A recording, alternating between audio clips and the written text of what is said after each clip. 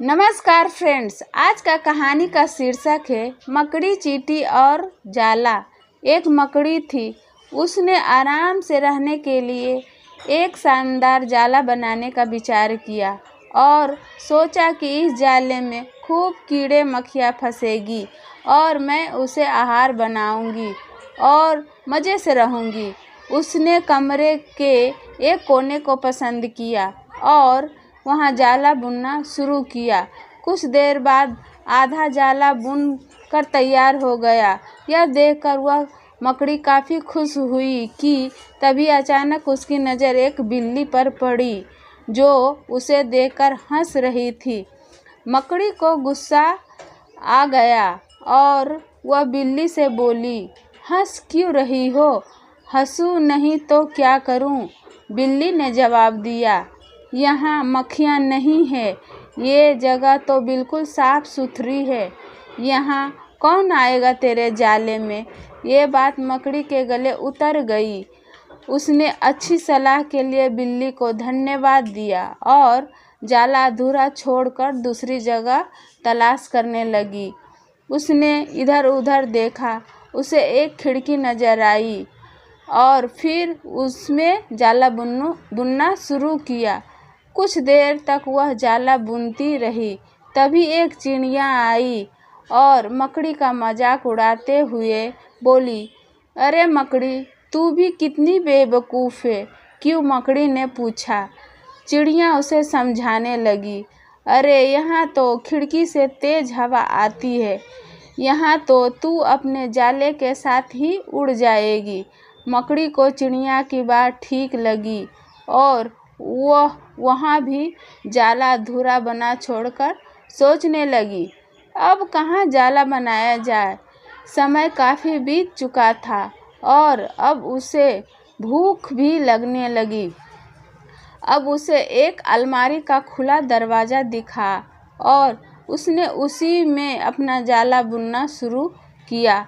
कुछ जाला बुना ही था, तभी उसे एक कॉकरोच नज़र आया जो जाले को अचरज भरे नज़रों से देख रहा था। मकड़ी ने पूछा, इस तरह क्यों देख रहे हो? कॉकरोच बोला, अरे यहाँ कहाँ जाला बुनने चली आई। ये तो बेकार की अलमारी है। अभी ये यहाँ पड़ी है। कुछ दिनों बाद इसे बेच दिया जाएगा और तुम्हारी सारी मेहनत बेकार चली जाएगी। यह सुनकर मकड़ी ने वहाँ से हट जाना ही बेहतर समझा।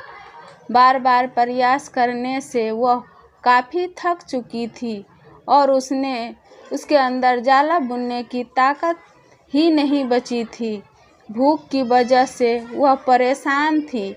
उसे पछतावा हो रहा था कि अगर पहले ही जाला बुन लेती तो अच्छा रहता, पर अब वह कुछ नहीं कर सकती थी। उसी हालत में पड़ी रही। जब मकड़ी को लगा कि अब कुछ नहीं हो सकता तो उसने पास से गुजर रही चींटी से मदद करने की आग्रह किया। चींटी बोली, मैं बहुत देर से तुम्हें देख रही थी। तुम बार बार अपना काम शुरू करती और दूसरों के कहने पर उसे अधूरा छोड़ देती, और जो लोग ऐसा करते हैं उनकी यही हालत होती है। और ऐसा कहते हुए वह अपने रास्ते चली गई और मकड़ी पछताती हुई निढाल पड़ी रही। दोस्तों, हमारी ज़िंदगी में भी कई बार कुछ ऐसा ही होता है। हम कोई काम स्टार्ट करते हैं। शुरू में तो हम उस काम के लिए बड़े उत्साहित रहते हैं, पर लोगों के कमेंट्स की वजह से उत्साह कम होने लगती है और हम अपना काम बीच में ही छोड़ देते हैं। और जब बाद में पता चलता है कि हम अपने सफलता के कितने नज़दीक थे तो बाद में पछतावे के अलावा कुछ नहीं बचता। फ्रेंड्स, इस कहानी से आपको क्या सीख मिली हमें कमेंट बॉक्स में ज़रूर लिखें। इस चैनल पर आप नए हैं तो चैनल को सब्सक्राइब करें, लाइक करें, शेयर करें। नमस्कार फ्रेंड्स।